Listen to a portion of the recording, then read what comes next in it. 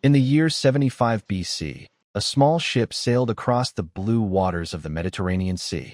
On that ship was a 25-year-old Roman named Julius Caesar. He was running away from his enemies. He was going to an island to study public speaking. He had no idea what was about to happen. What happened next is one of the craziest hostage stories in history. It's a true story about a 5-week kidnapping that showed the world who Caesar really was. Back then, the ocean was very dangerous. Pirates ruled the seas.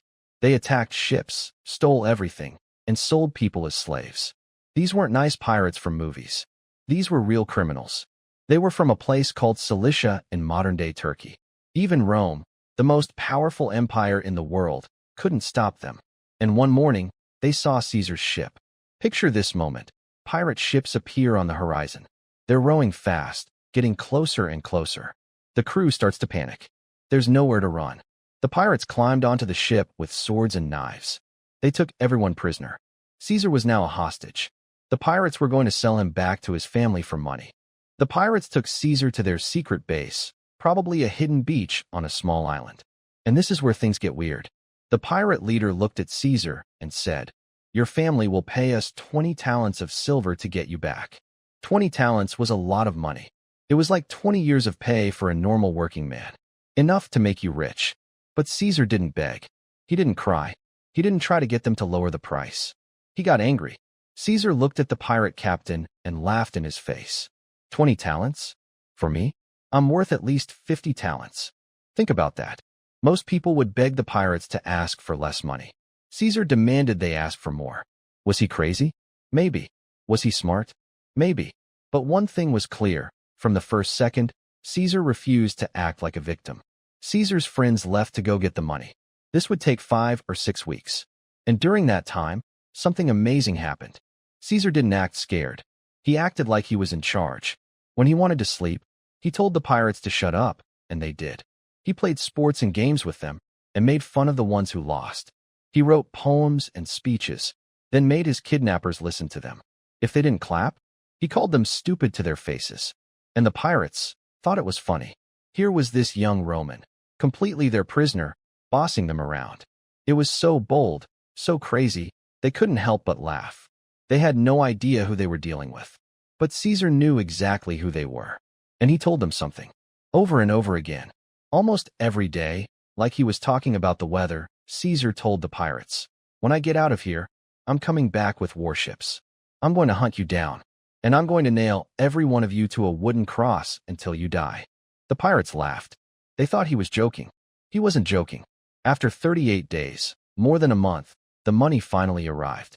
50 talents of silver, just like Caesar said. The pirates kept their promise. They let him go free. Maybe they even liked him a little bit by then. But the second Caesar was free, everything changed. He didn't go home. He didn't rest. He went straight to the nearest city with a port, a place called Miletus. And he did something that should have been impossible. He built his own navy. Caesar wasn't a general. He wasn't in the army. He was just a regular citizen.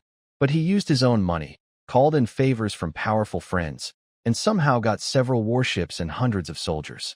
And then, while the pirates were probably still counting their money, Caesar sailed back to their island. The pirates never saw him coming. Caesar attacked at sunrise. The pirates were caught by surprise. They tried to fight, but they didn't have a chance. Most of them were captured alive. Exactly like Caesar wanted. Because you can't nail a dead man to a cross. Caesar had made a promise, and he was going to keep it. The captured pirates were going to be crucified. That means nailed to wooden crosses and left to die slowly in the sun. It was one of the worst ways to die that the Romans knew. But then, Caesar did something surprising. Right before the pirates were nailed up, Caesar ordered his soldiers to kill them first. Cut their throats. Make it quick. Was this kindness? For ancient Rome, yes. Dying on a cross could take days of pain and suffering. A fast death was a gift. But don't get it wrong. Caesar knew exactly what he was doing. He had spent 5 weeks with these men. He'd joked with them, played games with them, maybe even liked some of them. But that couldn't matter. The message was simple. Caesar keeps his promises. Always. But he's not cruel for no reason. This wasn't about anger. This was about showing everyone what happens when you cross Julius Caesar. When Caesar got back to Rome, he was different. He wasn't just some young rich kid running from his enemies anymore. He was a man who had looked death in the face, taken control of his own kidnappers, and gotten his revenge.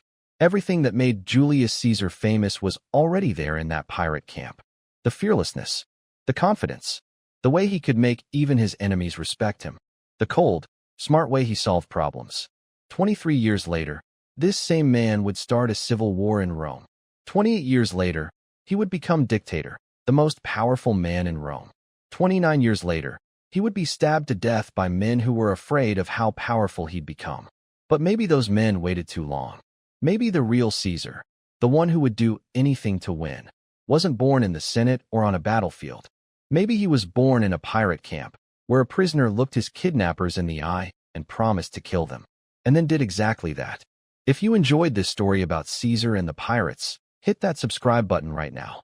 We tell true stories from history that sound too crazy to be real, but they are. Don't miss the next one. Subscribe, turn on notifications, and join us for more incredible true stories. Thanks for watching. See you in the next one.